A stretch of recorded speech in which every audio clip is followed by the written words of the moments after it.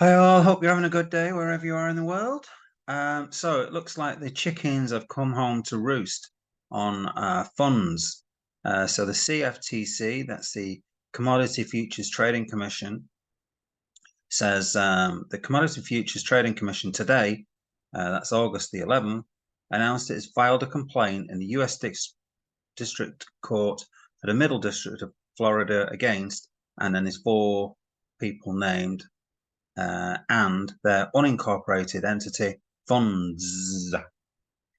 The complaint charges them with fraudulent solicitation from clients to purportedly trade in cryptocurrencies and precious metals. On August 2nd, U.S.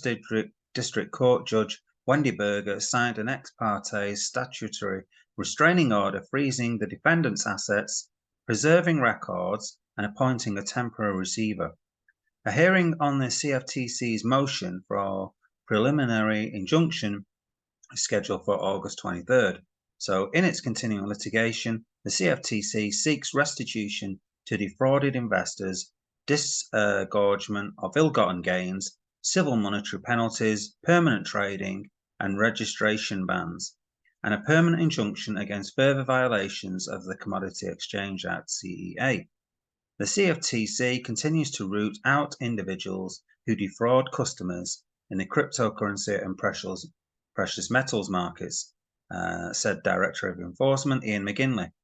Though the products fraudsters would purport to trade and their methods of attracting victims, in this case through social media, may have changed, the old adage, if something sounds too good to be true, it probably remains as valid. So if we look at the case background, oh, by the way, I did a review of this saying that it was a Ponzi on March the 6th, so over 5 months ago. So according to the complaint, from approximately October the 2020 to the present, so that's 3 years. So they claim they've been going like 6 years, but they haven't really. The defendants solicited participants with claims that Fundsz has historically produced over 3% returns per week using a proprietary algorithm for trading cryptocurrencies and precious metals. Among other things, they describe as their secret sauce. So as soon as you start talking about secret sauce, you know it's dodgy, all right? It's just BS, okay? They don't want to say that they're actually just cheating everybody. So the defendants also claim they made on-time and accurate payments for 7 years and make claims that show a one-time 2,500 contribution to funds can be expected to grow to 1 million within 48 months, with no additional deposits. In addition, the complaint alleges the defendants have pitched Fundsz as it had a charitable purpose, which is the sort of thing that I mentioned on the website where they talk about charities on the front of the website, and when you get to the back end, there's no talk about it. It's all about cars and mansions and making money and spreading the gospel. So using the tagline "Funds for your cause" and falsely implying that contributing to funds would support clean water, humanitarian, health, education, and disaster relief efforts. So basically, they were taking the money themselves, okay, or distributing it to old wallets, as in a Ponzi scheme. They weren't doing anything with charity. This pitch was successful, as the defendants claimed to have more than 14,000 people.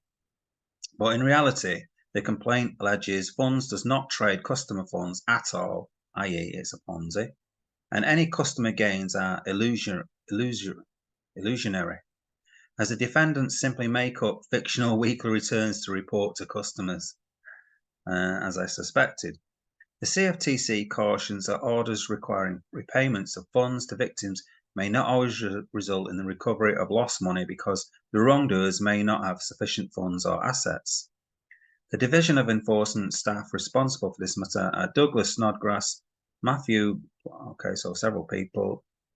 Okay, CFT Fraud Advisories. The CFT has issued several custom protection fraud advisory and articles, including the Precious Metal Fraud Advisory, which provides information about a type of fraud involving the trading of precious metals such as gold, silver, palladium, and platinum, and how customers can detect, avoid, and report these scams.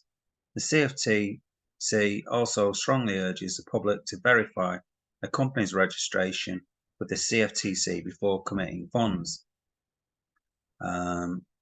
So, this wasn't a proper company. It was unregistered. If unregistered, a customer it wasn't even an entity, so it couldn't even be registered. A customer should be wary of providing funds to that company. A company's registration status can be found using NFA Basic. Okay, so this is always a thing you should always look for at the bottom of most websites. If they're registered, they usually say so, and then you can start looking them up. What things are they registered? So customers and other individuals can report suspicious activities of information, blah, blah, blah, blah, blah. So basically, it's exactly what I said when I did, when I reported on this. It's just a load of nonsense. Now, in the comments section, you see this person here, but I think no proof, 7 years. I mean, they say it's been going 7 years, and they think it's a legitimate platform. So this is the thing. It's been going since 2020, and people don't realize, okay, that these Ponzi schemes can go that long. All right, they just think, oh, it's been paying out. I don't think they understand the implications of what a Ponzi is. I don't think they understand what a Ponzi is. Some people, it doesn't matter whether it's been paying out. It's how it's been paying out, where they've been getting those funds from. If they've been making it up out of thin air, which the CFTC has alleged about this company, and I've also alleged, then it's a Ponzi scheme. If you just, making up the figures as you go every month, basically. This person has a go at me, okay? This person here said they've been going for 6 years, okay? So basically, the chickens have come home to roost. CFTC are after them, shutting the whole thing down. Well, hopefully, people can't put in money into the site. But it looks like that has finally come to a close. Better late than never, I say. It's taken them long enough. I mean, this is the thing that's really frustrates me, that I make a video about this saying this is a Ponzi. It's like, I am 100% sure this is a Ponzi scheme. I'm 100% certain that the things that are happening, like the pretend charity stuff, I'm just like 100% sure that that is happening. And it just takes officials 6 months from when I look at it. And it's been going on longer than that. Why does it take so long? It's just so frustrating. So many people will lose money from this scheme, or taking money from other people. So it's just, I just find the whole thing really frustrating that things aren't speeded up. But anyway, they got round to it eventually, I guess.